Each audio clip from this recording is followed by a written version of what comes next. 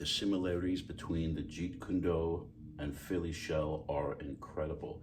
And you can really see it's incredible because it's not really an Ip Man type of lineage. It's more like a hardcore street fighting, hardcore Ip Chung type of defense. And just like the Philly shell, we are outside of this normal fighting posture with the arms out or the arms in, and we're fusing this rear hand really strongly, so it can take a strong shot. We're fusing it to this shoulder, and this becomes a shield behind which we hide and take shots.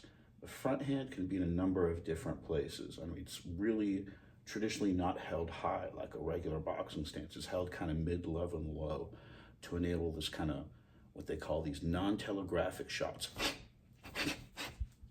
which are supposed to be so fast and non-telegraphic, namely there's no tell.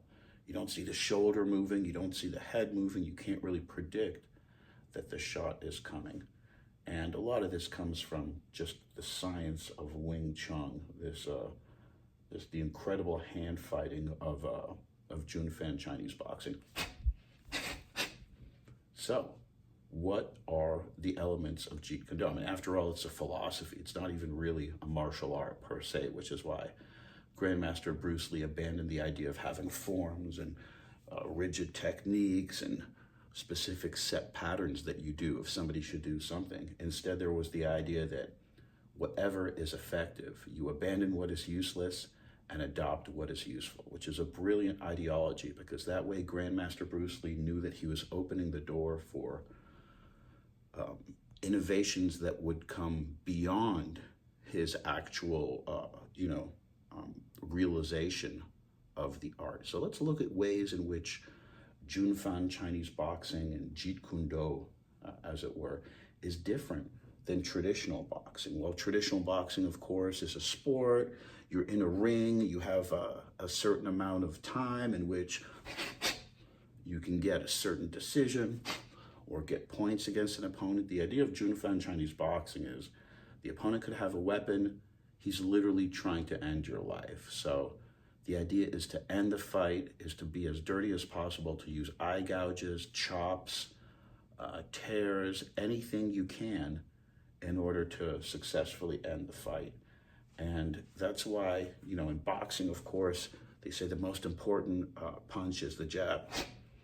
But in Jeet Kune Do, of course, we have this lead non-telegraphic jab, but even more important is the eye gouge and the throat spear. And this is a spearing conditioned fingers that are going to come to the center of the throat to cause a knockout, or to the eyes with really strong fingers that we angulate upward like this. We don't hit them like this so we break our fingers. We hit it upward like this, so there's no limit. It's actually easier to hit your fingers against a wall really hard like this than to hit your knuckles against the wall. You will damage your knuckles. You won't damage your fingers at all. It's like giving somebody a high five. It'll sting a little bit, but there's no actual damage. So the finger jab is just non-telegraphic finger jab. Is just such an important, a poison hand weapon of Jeet Kune Do, as are the chops, so the lethal knockout strikes, the extended knuckle strikes, some of which are so dangerous and literally lethal. I don't want to go into them too much right off the bat, but it's a nasty, nasty, dangerous system. Very formulated in that, it doesn't come out of a rhythm. It's not just random what you want to do. Much like the other forms of Kung Fu, there are gates, there are zones, like defensive zones. First, we deal with the 4 gates, which divides the body like Wing Chun did originally, in this kind of very scientific system of Wing Chun. These kind of like 4 blocks, up blocks, down blocks, inside blocks, cutting blocks, these different defenses.